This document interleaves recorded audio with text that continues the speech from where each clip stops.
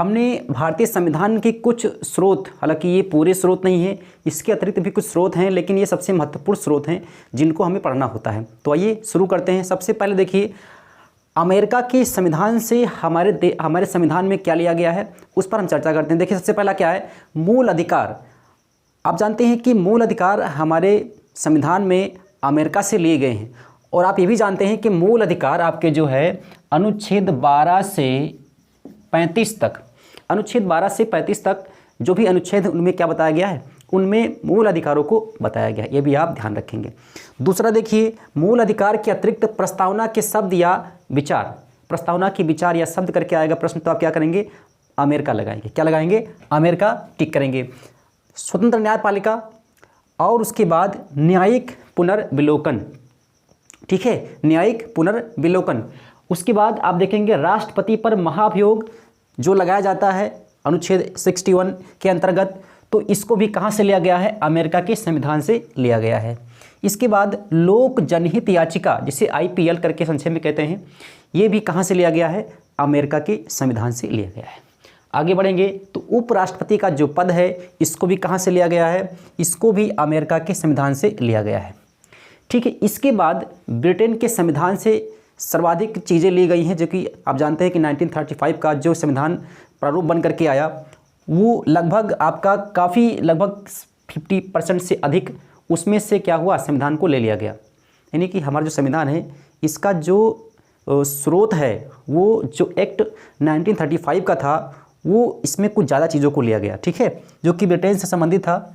तो ब्रिटेन के संविधान से क्या लिया गया, विधि का शासन, विधि का जो शासन है वो कहाँ से लिया गया, वो ब्रिटेन या इंग्लैंड से, या इसे UK भी कहते हैं, यहाँ से इसको लिया गया, ठीक है।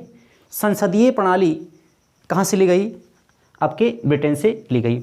एकल नागरिकता बहुत पूछता है, इंपॉर्टेंट है, यहाँ आपको बता दें कि इसमें आपका ये रहेगा इंपॉर्टेंट, मोस्ट इंपॉर्टेंट, कई बार पूछा गया है, ये भी पूछा गया है, ये भी पूछा गया है, और ये हालांकि सभी के सभी पूछे गए किसी न किसी एग्जाम में, यहाँ ध्यान रखिएगा, एकल नागरिकता बहुत पूछा गया है, ठीक है।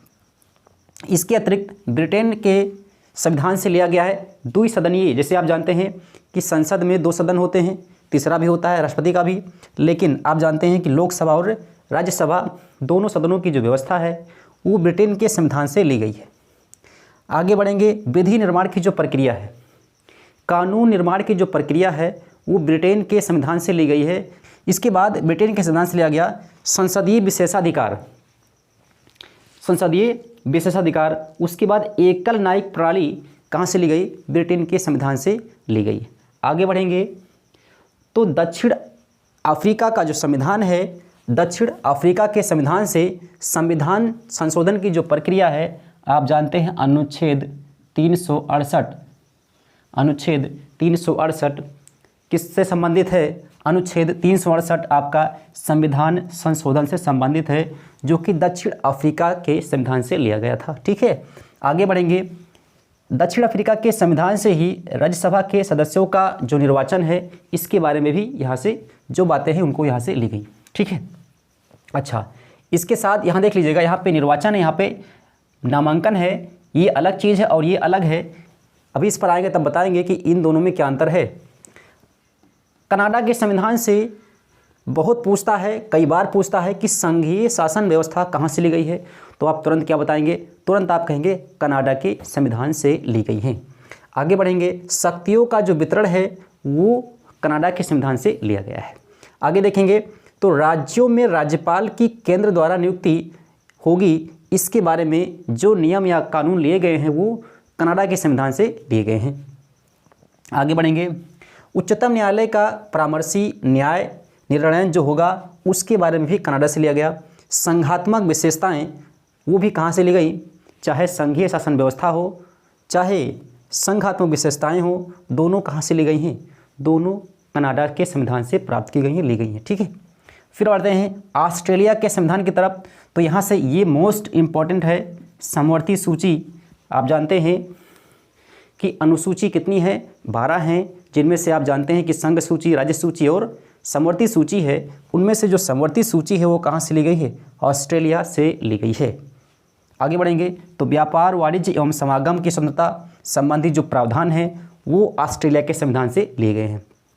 उसके बाद संसद के दोनों सदनों की संयुक्त बैठक जो बुलाई जाती है, इसके लिए जो नियम या कानून हैं ये ऑस्ट्रेलिया के संविधान से लिए गए हैं। प्रस्तावना की भाषा, देखिए यहाँ पे प्रस्तावना के शब्द या विचार हैं और यहाँ पर प्रस्तावना की भाषा है। तो प्रस्तावना की भाषा कहाँ से ली गई है? ऑस्ट्रेलिया से ली गई है। आगे बढ़ेंगे, आयरलैंड के संविधान को देखेंगे। देखिए आयरलैंड से जो बहुत पूछता है वो पूछता है क्या? राज्य के नीति निर्देशक तत्व, जो कि 36 से 51 अनुच्छेद में आप देखने को पाएंगे, ये बहुत पूछता है। ठीक है, ये आपका बहुत पूछता है। तो आयरलैंड से क्या लिया गया? राज्य के नीति निर्देशक तत्व लिए गए। उसके अतिरिक्त राष्ट्रपति के निर्वाचन की जो पद्धति है, या फिर यूँ कहें कि राष्ट्रपति का निर्वाचन या उसका पद कहाँ से लिया गया? आयरलैंड से लिया गया। जबकि यहाँ देखिए उपराष्ट्रपति का पद कहाँ से लिया गया? अमेरिका के संविधान से लिया गया। आगे बढ़ेंगे तो राज्यसभा में सदस्यों का जो नामांकन है, ये जो 12 सदस्य यहाँ पे लिखे हुए हैं, ये कला से, विज्ञान से, साहित्य से, या ऐसे जो कि आपके जो है निर्वाचन से अलग होंगे। ठीक है, और ये जो राज्यसभा में ये जो 12 सदस्य हैं, ये राष्ट्रपति के द्वारा मनोनीत किए जाते हैं। ठीक है, इनका नामांकन होता है, ये ध्यान रखिएगा। फ्रांस का संविधान यहाँ से क्या लिया गया? देखिए गणतंत्रात्मक व्यवस्था बहुत पूछता है, ये कहाँ से लिया गया है? फ्रांस से लिया गया है। आगे बढ़ेंगे, स्वतंत्रता, समानता एवं बंधुत्व का जो सिद्धांत है, ये कहाँ से लिया गया? ये फ्रांस के संविधान से लिया गया। आगे बढ़ेंगे, रूस का संविधान, और यहाँ से मूल कर्तव्य बहुत पूछता है, इम्पोर्टेंट रहेगा। मूल कर्तव्यों कहाँ से लिया गया? रूस के या रसिया के, या इसे USSR बोलते हैं, वहाँ से इनको लिया गया। ठीक है, क्लियर हुआ। आगे बढ़ेंगे, प्रस्तावना में न्यायिक आदर्श जो हैं, इनको भी रूस के संविधान से लिया गया है। आगे बढ़ेंगे, जर्मनी के संविधान पर तो आपातकालीन उपबंध, जो कि आप जानते हैं कि आपातकाल 3 तरह के होते हैं, वित्तीय आपातकाल, राज्य आपातकाल, ठीक है, और राष्ट्रीय आपातकाल। तो ये जो है कहाँ से लिया गया? जर्मनी से लिया गया। आगे बढ़ेंगे, जापान के संविधान से विधि द्वारा स्थापित प्रक्रिया, शासन की जो प्रक्रिया है, इसको यहाँ से लिया गया। ठीक है, तो ये संविधान के कुछ स्रोत हैं जिनको बिल्कुल आपको याद होना चाहिए अगर किसी एग्जाम की तैयारी कर रहे हैं, चाहे UP टेट, सुपर टेट या SSC, जो भी जहाँ पर भी संविधान है उनमें आपको ये याद होना चाहिए। ठीक है, तो नेक्स्ट क्लास में मिलते हैं एक अगले टॉपिक के साथ। धन्यवाद।